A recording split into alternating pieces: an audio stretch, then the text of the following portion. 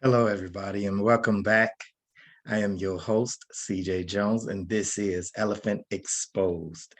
And today, there's so many things that's going on in the world, locally and nationally and internationally.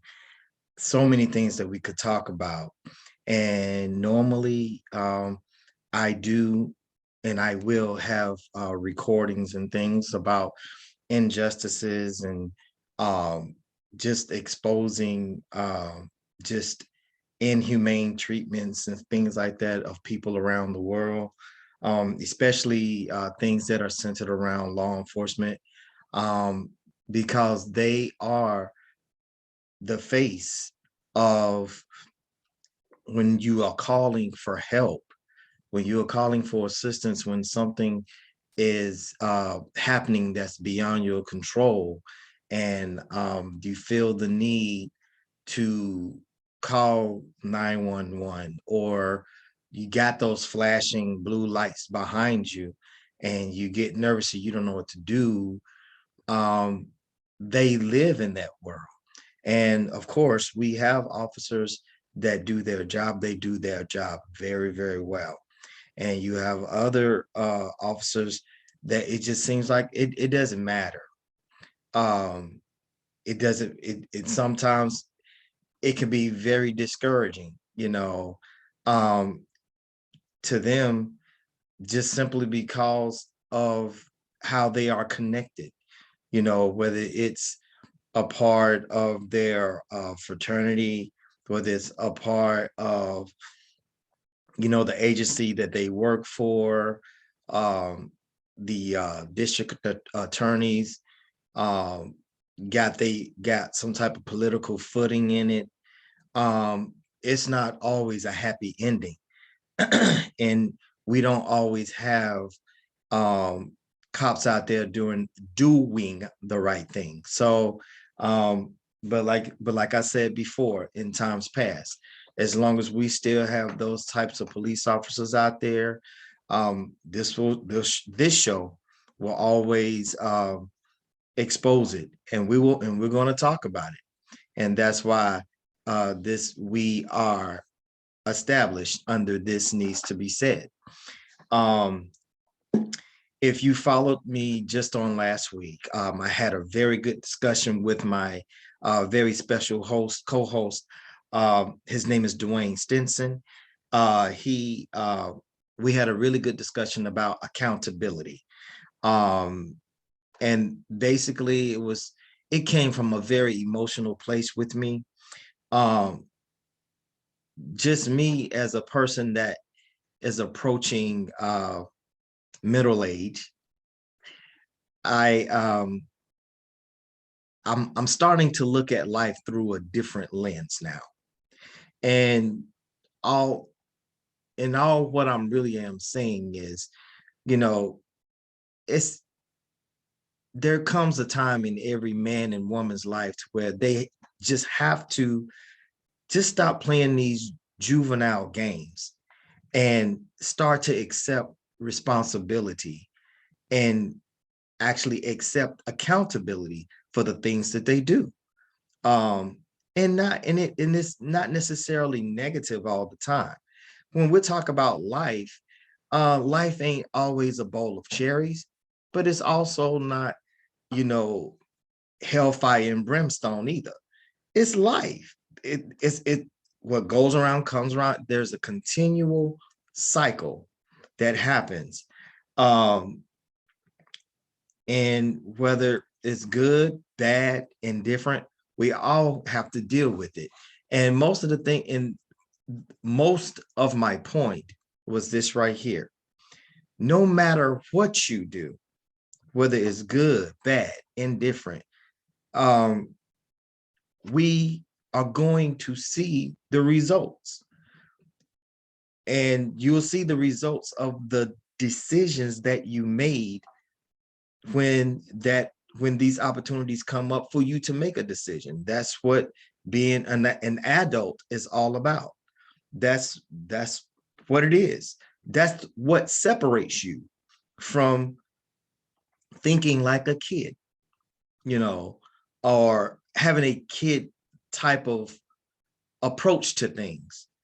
That has nothing to do with me. That's a very selfish point of view. Um, I didn't realize it was going to affect someone else. Yeah. Uh, most of the things that we do, it has a trickle effect. And especially if you have some type of connection with any other body. No, it may not affect them like their lives like direct. Like I give you an example. So for instance, like if you have a family member that has been all of a sudden stricken with a terminal illness. No, that terminal illness did not jump off on you. However, by you being connected to that individual or knowing of that individual, and hopefully you have some type of empathy or sympathy going on about yourself, then it does affect you. So um that's what I'm trying to that's what I was trying to share last week, was the accountability, and mostly gearing towards uh the Black men in our community, and more specifically the young Black men in our community seem to be, for the most part that I've seen, that's been my personal experience, that there's a lot of deflection going on. And I don't know where it comes from, really. I mean, I will start going into the world of generalizing, so I'm trying to stay away from that, because I do know, just like everything in this world, you have your exceptions, so a lot of people would jump on the defense and be like, well, that's not everybody. Of course, we're not talking about everybody. I'm speaking from a point of what is projected and put out in media, what is projected and put out in my life experience. So therefore, I can only speak from what I have experienced personally and have seen. I don't see uh, children I would say adolescents um, maturing, because there are young people out here that are very much are of age. And what I mean by that, I mean by the legal standards, 18, 21. Of course, by now, they've already got a child, or sometimes two, before they're 21. And when it comes to things that they are responsible for, there's no accountability for it. They have this era or this energy about them, to where things are just supposed to happen. Like they have this Karenistic attitude of, I'm owed this. You supposed to do for me. You supposed to break your back for me. You supposed to do this for me, for me, for me. And not only for me, but they also have this thing of, and now. So not only do, am I entitled to this, but I'm entitled to this right now. I had a little flash of a thought that came back to me when I was about to say that line. That was this old movie. Well, millennial children, they think it's Charlie and the Chocolate Factory. Um, but they depicted this bratty girl from back in the day. The original movie was called Willy Wonka, and it was supposed to be a story or a movie about ethics and morality and things like that. And one of the children that was depicted was this really bratty girl, and everything that she wanted, it was nothing wrong with her wanting things that she wanted. She was a girl. She was, very materialistic and everything. It's nothing wrong with being materialistic. However, there you have to mix your uh with your the wants in your life with the realities of how they come about. And sometimes things um are not necessarily just given to you instantly. You have to wait for them. So in this particular character of this young girl, she wanted it right now, and she didn't practice patience.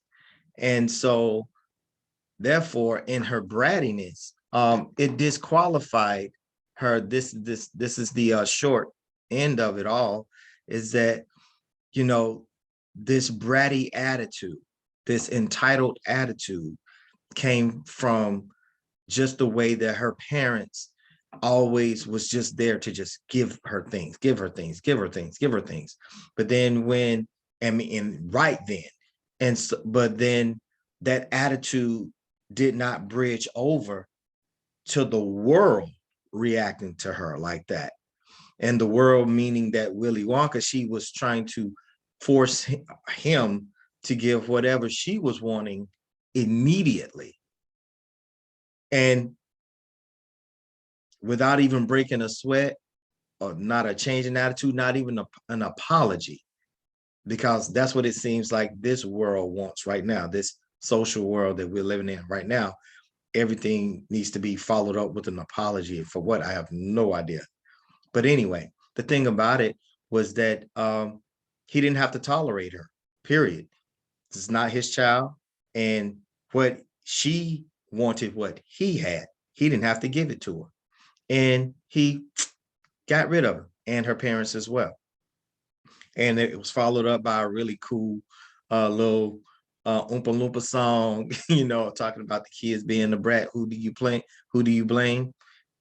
The parents. So that's what it boils down to. It does boil down to the mother and the father. It just hit me. Yes, it boils down to the people that you were raised around. Now, we live in a different kind of society now, to where uh, we are not traditionally always raised by a mother and a father. There's different combinations, and that's fine. Um, but my focus is, it doesn't matter so much to me as to who is raising you, is how we are raising the children. Okay. So we don't want to split hairs with that. Just bouncing off my notes here, like I said, there's so many things that we can talk about, that we can touch on. Right about now, we still keeping our eye out on what's going on uh, with President Joe Biden, and how he's handling Putin and the war between Russia and Ukraine, and certain people, dying. And of course, um, it affects us here in America because our gas prices are going up. I mean, to record numbers. I never thought we would ever see the day where, wow. But I'll put it like this. Like I said, I'm approaching 50 very fast. So when I was out on the road, beginning to drive legally, that is, um, gas prices was around $1, maybe a little more. So I remember gas prices being like 98, 99 cents. Then it jumped to 105. And by the time it hit the 150 range here in Charlotte, we were just like, wow, what is this? Now it's nothing for gas prices to be $2 and $3. It's nothing. But then you wake up, then all of a sudden, this morning, gas prices is $4. Some areas is $5, some areas is $6. And you're like, what in the world is going on? And all of it is for what now? And I saw, without putting too much information out there, different reactions as to why the gas prices are being raised and so forth. And some was a little more technical than others. And then, of course, you got other people's personal opinions. I don't want to harp on that. But what it really, in my opinion, what it really boils down to is just greed. I mean, I look at fast food and things like that the same way. I've been on this earth long enough to see and remember that, the cost of candy and different things like that has shot up from back whenever I was coming up. It meant the world for my uncle to come up and give everybody a quarter, because a quarter back in the day was like, maybe like $5 or $10 now to go get candy from the store. I mean, and it was, and here's the thing about it. The sizes of the candies have actually shrunk, but you pay more. And that's just economics, supply and demand. So the more that we tell people, hey, we want this, they're like, okay, well, I'm gonna raise the price. So as long as we keep paying, they'll keep raising. And so it's really on society.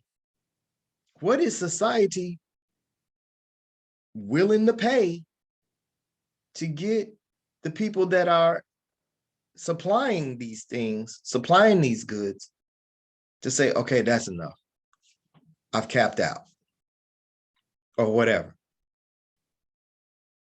So, I mean, again, there's a lot of opinions going back and forth, and now they're putting the cameras in front of, different notable people, infamous people and stuff like that. It really don't really make me a difference as to who is giving their opinions. I know that as a veteran, that it's a lot more to what's going on than even to what the media puts out whenever it comes to I say big money problems. And I'll leave it right there. I'll put a pin in that. One of the other things that got my attention was a subject of there's a anti-lynching bill. Again,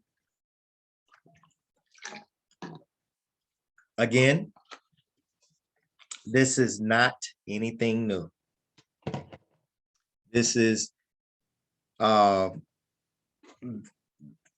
trying to push through for a very, very long time. I wouldn't mind if I had the actual statistics right here in front of me to tell my people how many times have a anti-lynching bill has been put forth to Congress, and it just sat there until there was no more. So here we go again. And this one is actually named after Emmett Till. And this particular bill is specifically aimed or focused on lynching actually being a hate crime, period. So we're going to see. I'll keep my eye on it for you. And of course, I'm always hoping that um, that this will go through, and this will actually be set in stone. We're talking fairness here, guys, and that's the elephant in the room when it comes to the anti-lynching bill, because it didn't take the Asian culture no time at all. You know, it took maybe a few, couple videos, in my opinion, to show, hate towards Asians, um, discriminatory cases when it comes to the LGBTQ community plus community. And it seemed like things just happened overnight. And the reason why, and this is my opinion, and if you have a different one, then please come on and share it with me.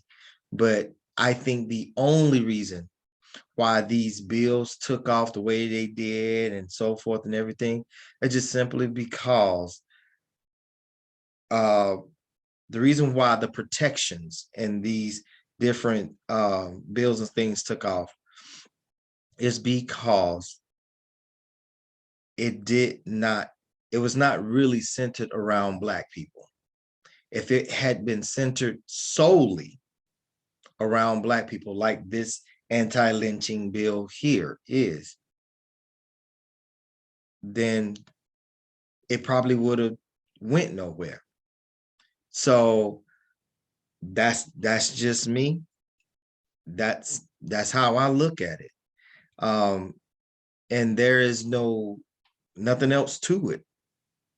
Every time I look at something like that, every time I see something moving, it looks like in a positive direction, or there's a certain protection out and stuff, it's because white people have gotten involved, or white people have been affected by whatever is going on. Lynching or no lynching, that don't really affect them. Even when it comes to multiracial children, it's probably like not enough multi-race children out there, mulatto children. But then again, like I said, we'll see, because the world is starting to change. And in some cases, it's not changing fast enough. This anti-lynching bill should have been done. Should have been done a long time ago. But that's neither here nor there.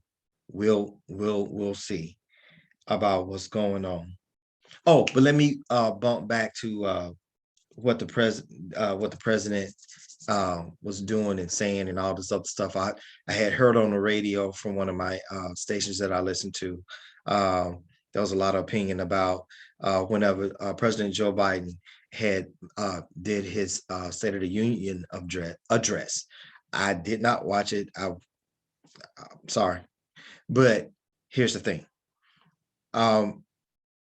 We got to stop looking at the presidents, no matter who they are, as if they are the ones that are the masters of the universe. No, that's your head. That's the face. He or she is the face of the country and everything. We understand that.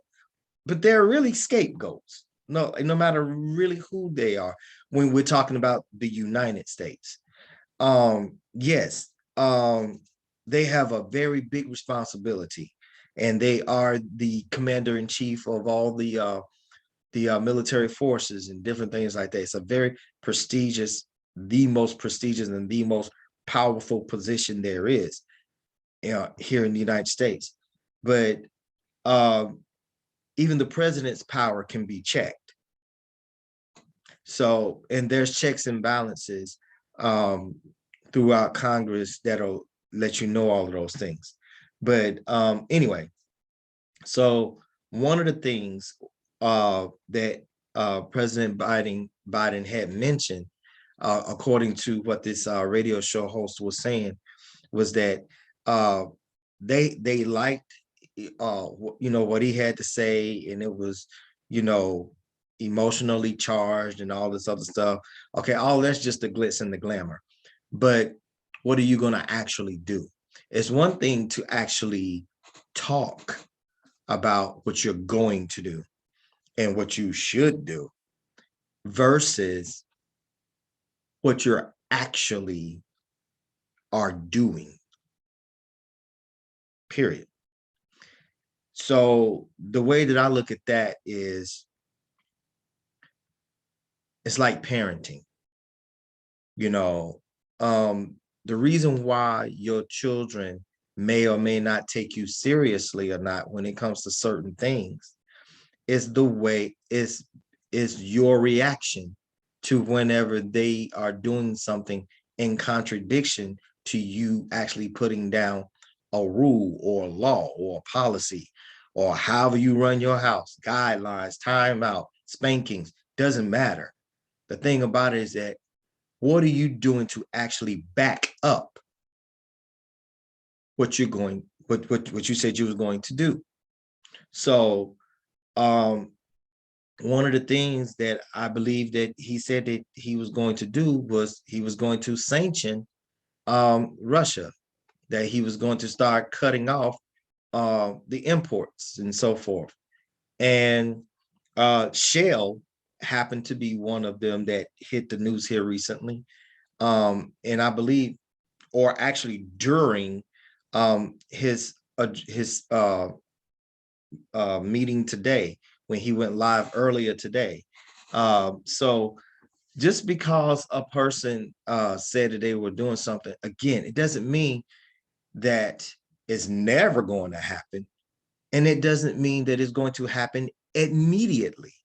It just means that these are the things that are coming down the road. And everything has its own set time for it to take place.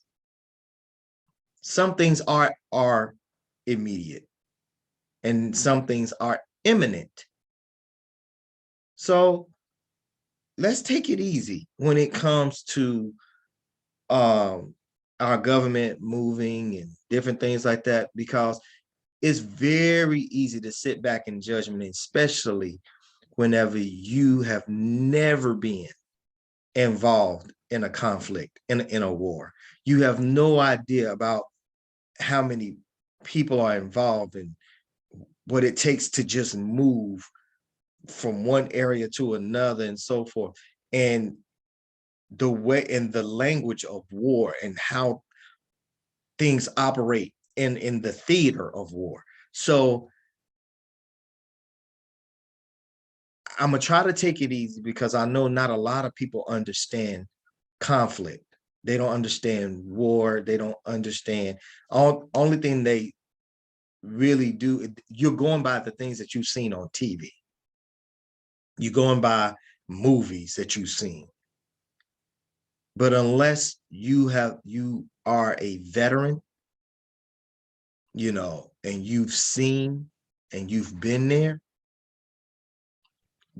relax on that. Relax your opinions on that, relax your judgment on that. And just thank God that my brothers and sisters that are out there right now, they're doing this for us. They're keeping us safe. They are standing to watch for us. So, and speaking of keeping us safe, what's also in the media that's buzzing around is is our NWA player out there, Miss Brittany is it Griner or Griner? I apologize if I murdered her name. And they're still saying that she remains detained in Russia because of some type of paraphernalia that she had or something. But what do you expect?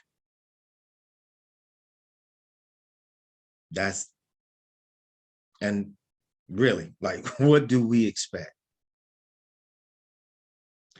America in itself really, y'all, we'll really hate it around the world. That's why whenever we get certain people that visit other countries and they come back and they tell y'all, we're the best thing popping out there.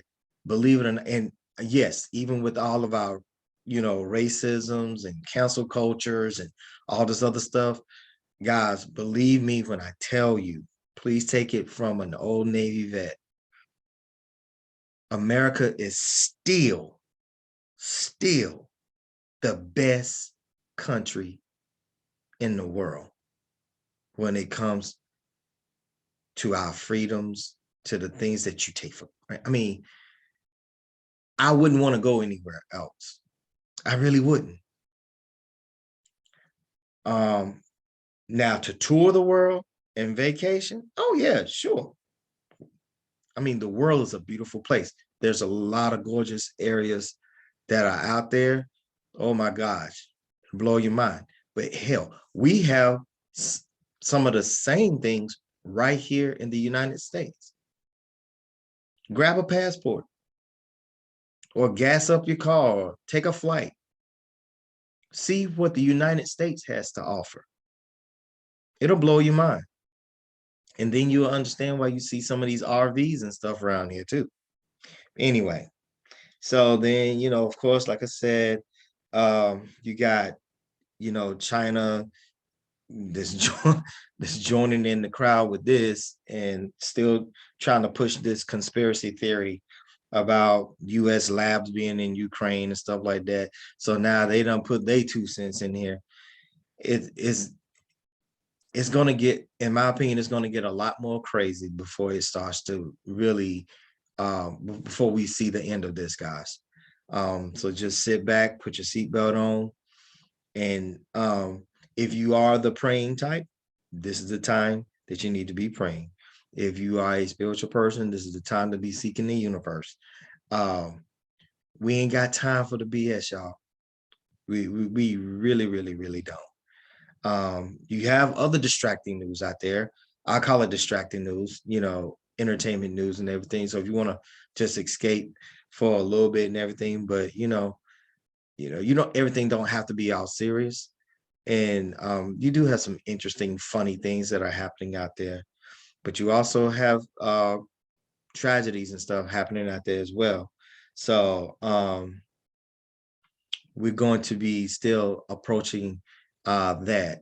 Now, I'm going to share a little bit. And speaking of, I'm going to use that as a segue to go into something that I saw on Dr. Richie's show. And we'll see, we'll talk about it, okay? Here we go. We're going to,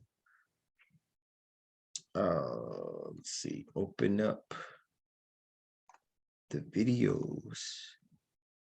And now this particular one is about a Black student that got wrongfully arrested. And this is campus police. So again, this is not necessarily, just like maybe like a city officer or a county officer. These are just heavy badge officers, period. Whenever they have the powers, arresting powers, the powers to take away your freedom, and they get it in their heads that you are going to comply with whatever they're trying to get you to do, and you show any kind of resistance and you're Black, this is what happens.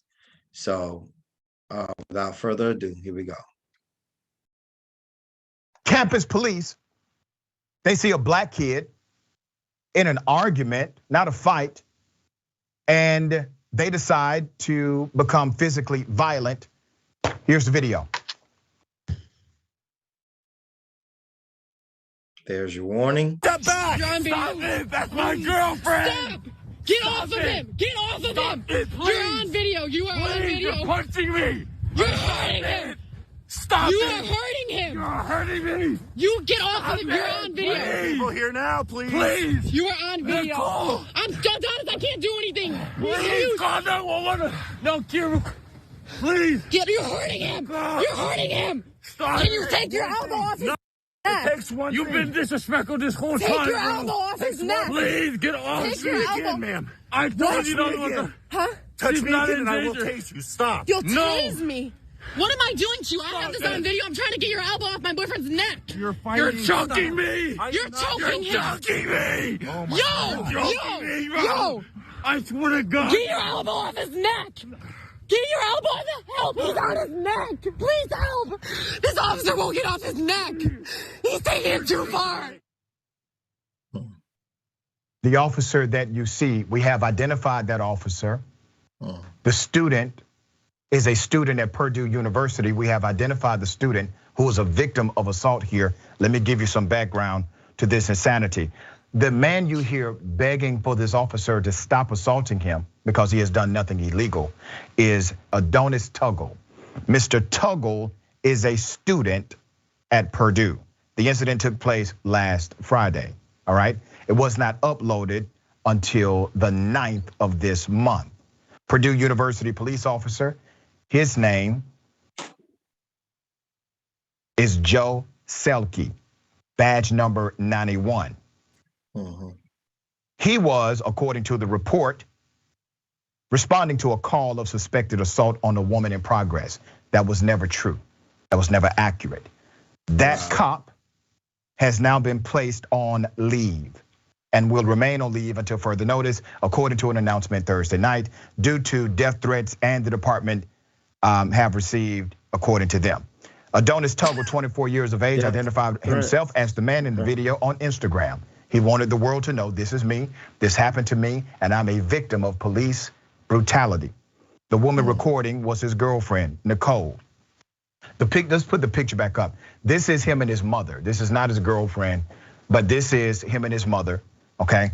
The Purdue University Police Department told TMZ Tuggle was arrested for resisting law enforcement. That's what he was arrested for. He was not arrested for assault. Why are you resisting law enforcement if there's no crime? He was trying to survive. He was afraid. He was in fear of his life, truly. No crime was committed, and so the cop decided to take him away for resisting arrest when there was no cause for arrest in the first place, right? Now, Mr. Tuggle actually went on social media, on Snapchat to be precise, and this is what he said. Let's put it up. He said, last week, Friday night, on campus, I had the Purdue police called on me while I was having an argument with my girlfriend. Arguments happen.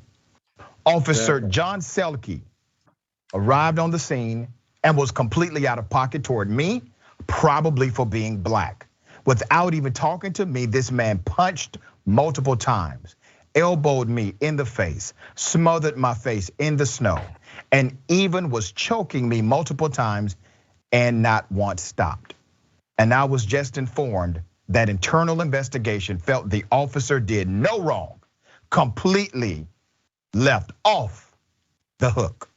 He continued, you literally have video evidence, both on my end and the body cam footage of the officer, with me screaming, you're choking me.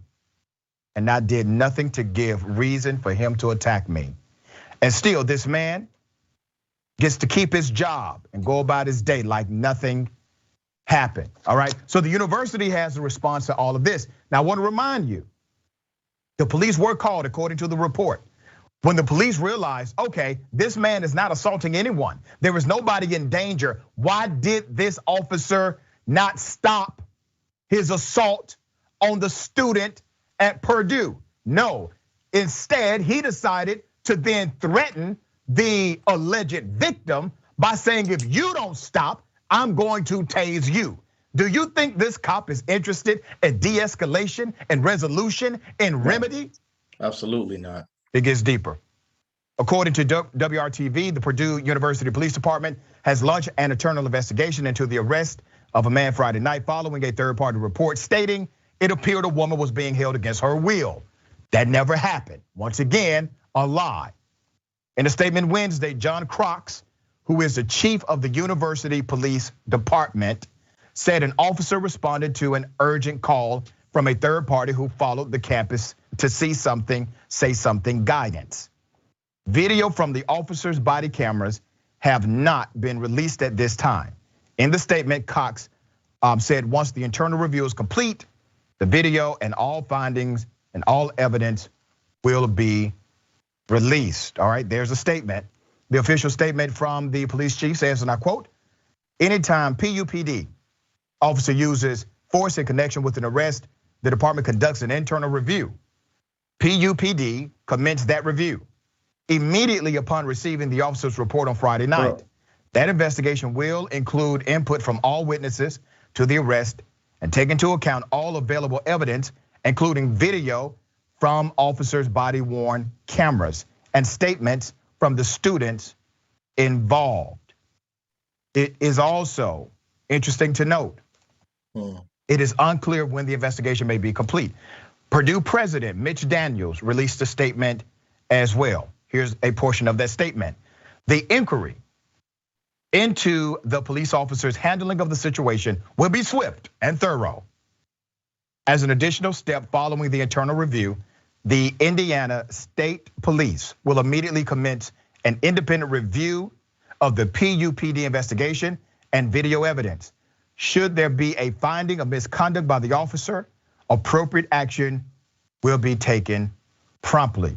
The university is offering resources for students who were involved and or adversely affected by this on-campus police brutality. Now here's the reality, all right? I know you have seen it too. This cop looks a whole lot like Hitler. Here it is. I was trying my best not to say that. I'm keeping it 100. I really, now that's an that was intentional the first look. thing I thought. Okay. God. All right, Kyla, what are your thoughts on this? Oh my God. Honestly, I am so sick of these so-called internal investigations, especially when we know that this type of behavior is not only overlooked, but encouraged by the very leaders, decision makers in these institutions. This is what they are trained to do. Black students, Black people, students of color, they will continue to be victimized at this school unless the administration takes a hard look at the police department that they partner with and take the necessary actions to hold them accountable. And that's not just letting them perform their own investigation. We've seen time and time again that all they do is let those cops get off the hook. And so it's very disappointing to see that this young man was victimized in the way that he was. But again, it's going to continue to happen unless the school actually takes a deep and hard look at the police department and their role on their campus and changes something. Yeah, very well said. Yeah, okay, so, wow. Textbook response, by the way. Textbook response, like the young Kyla was saying. But the only thing that I would expound on what she said was this is more than just they need to take a harder look. They need to actually have something in place to where things like this needs to be completely out of the agency's hand and have a third party investigation that has nothing to gain or lose by them investigating the investigators, because like she said, internal affairs it's the run of the mill. It's a joke. They will never, I mean, unless, well, no, I mean, we've seen it. They will almost never find any officer, any person that's in a uniform. They will never hold them responsible or accountable for anything. And even if they did, they have safeguards for that because they are part of the police order, fraternity order, or whatever it's called. And then they even got something set up for the EMTs and stuff like that. So, I mean, it's all kinds of little safety nets and different things. And that's why they do what they do. That's why they do what they do, because they know that at best, they'll be transferred. At best.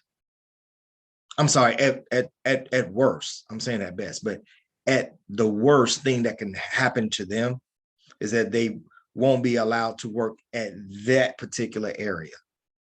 But they'll always have a job, like my man said. He's traumatized for the rest of his life and everything. And it sends a energy of discord and distrust throughout the campus. To know that, yeah, we have campus police officers, but they're not here for me. They're here for any other body that don't look like me. And that's the elephant. Okay, guys. I'm gonna go ahead and wrap it up. That's it for tonight's show. I thank you guys for hanging in there. Thank you guys for your comments, for your words of encouragement. For I have people calling now and giving me subjects to talk about and everything. I really appreciate that too. In the meantime, guys, you guys be good, and we're gonna catch y'all later. Thank y'all so much. It means the world to me to know that, you know, you guys are truly interested in the topics that I cover, and it's just it's been amazing. It is amazing, and has been amazing to see how well I'm received. It really do go a long way with me, and I just wanted to say thank you so much from the bottom of my heart. So until next time, thank you guys.